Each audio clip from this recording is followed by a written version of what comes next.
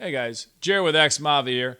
Today I want to try something a little different. So I went ahead and strung up this guitar with 2 E strings, 2 A strings, and 2 D strings. And I've got it tuned to C, C, G, G, and C, C.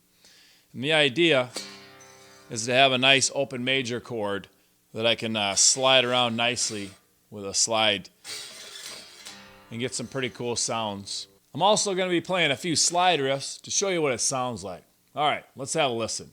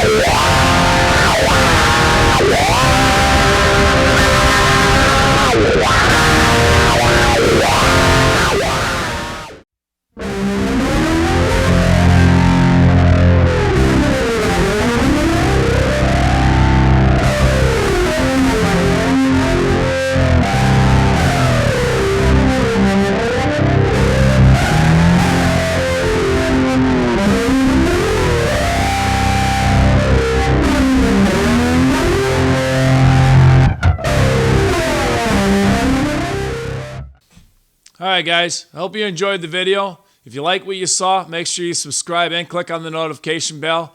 And as always, thanks for joining me here at MAFIA.